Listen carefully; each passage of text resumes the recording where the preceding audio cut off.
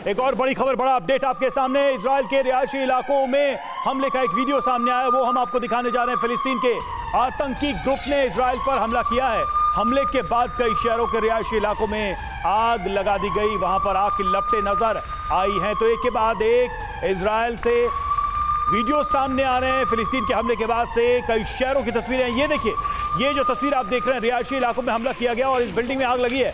आग को बुझाने की हालांकि कोशिश यहां पर चल रही है, लेकिन आग कितनी भयानक है ये आप देखकर अंदाजा लगा सकते हैं। आग की लपटें उठती साफ नजर आ रही हैं। तो इस तरह के हमले हुए हैं और ऐसी तस्वीरें आ रही हैं। रिहायशी इलाकों को टारगेट किया गया है और साफ तौर पे इसका मतलब ही यही था कि ज्यादा से ज्यादा आम जनजीवन को डिस्टर्ब करके रखा जाए ताकि इजराइल की सरकार के ऊपर ज्यादा दबाव। मनीष, अगर आप आ पाए इधर वीडियो वॉल की तरफ, ये तस्वीर और एक दो वो तस्वीर रॉकेट हमले के बाद, और ये दूसरी तस्वीर आम लोगों के मकान है, रिहायशी इलाके हैं, वहां पर हमला किया गया। मतलब सरकार को पूरी तरह से बैकफुट पर लाने की कोशिश भी थी। बिल्कुल, देखिए वहां सारी लड़ाई तो एक एक इंच जमीन की है और वो बहुत ही डेंस पॉपुलेशन वाला इलाका है, जहां पर कि गाजा पट्टी से जैसे ही उन्होंने फेंसिंग वॉल को क्रॉस किया है उसके तुरंत बाद ये सब रिहायशी इलाके हैं जहां पर आकर रॉकेट गिरे थे और रॉकेट गिरने की वजह से इन मकानों में आग लगी और इमरजेंसी सर्विसेज इस वक्त उन आग को बुझाने की कोशिश कर रही है। लेकिन इन हमलों में सिविलियन मारे गए, सिविलियन को कब्जे में किया गया, उन्हें बंधक बनाया गया।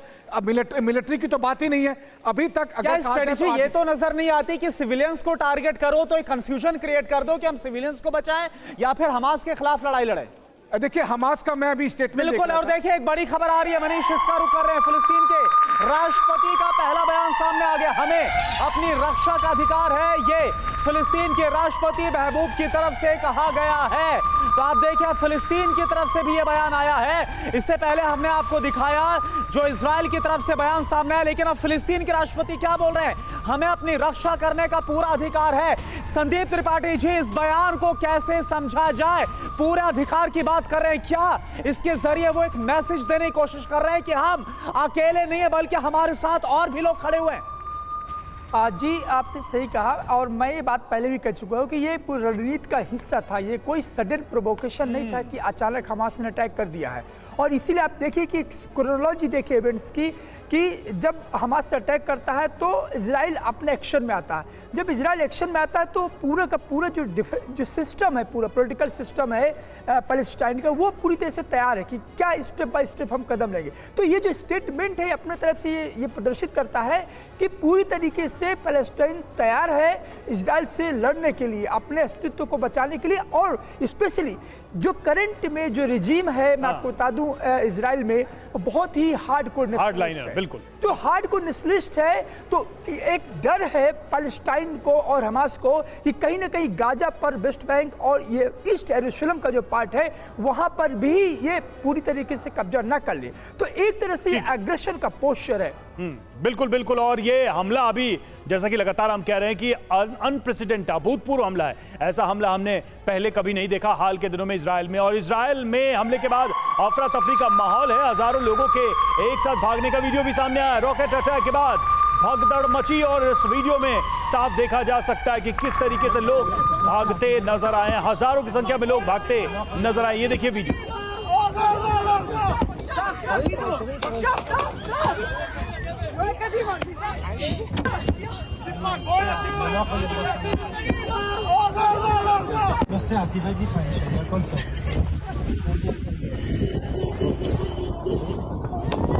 Voi Italia to Salalon. Dai, você aqui vai diferente,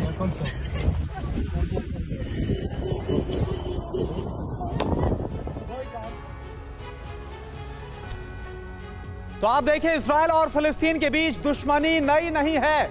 दोनों देशों के बीच कई सालों से रुक रुक कर जंग होती रही है। हर दिन फिलिस्तीन की ओर से इजराइल को निशाना बनाया जाता है। इजराइल भी गाजा पट्टी समेत फिलिस्तीन के दूसरे इलाकों में घुसकर आतंकी ठिकानों पर हमले करता रहा है। अब आइए देख लेते हैं कि दोनों देशों के बीच जो दुश्मनी है वो आखिर क्यों है, क्या इतिहास रहा है और क्या वजह है कि आज ये सब कुछ हम देख रहे हैं। इजराइल फिलिस्तीन में जंग आखिरकार क्यों? दरअसल गाजा पट्टी को लेकर दोनों देशों के बीच विवाद बहुत ज्यादा पुराना है। 3 क्षेत्रों को लेकर दोनों देशों के बीच पूरा विवाद है। गाजा पट्टी पर दोनों देशों के अपने अपने दावे हैं। अल अक्सा धार्मिक स्थल को लेकर भी दोनों में विवाद रहा है। अल अक्सा धर्मस्थल पर कार्रवाई से फिलिस्तीन काफी गुस्से में है। अल अक्सा यहूदियों के लिए पवित्र जगह है, मुस्लिमों की भी यहां पर पूरी आस्था है। रमल्ला और गाजा के बीच इजराइल ने दीवार बनाई।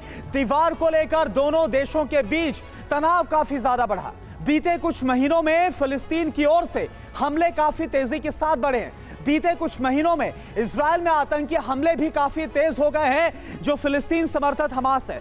इजराइल ने फिलिस्तीन में घुसकर कई बार हमलों को अंजाम दिया। गाजा से इजराइल ने कई संदिग्धों की धरपकड़ भी की थी और कई बार समझौते भी हुए हैं। फिलिस्तीन की शर्त यह है, इजराइल को तमाम जो शर्तें हैं वो बिल्कुल भी मंजूर नहीं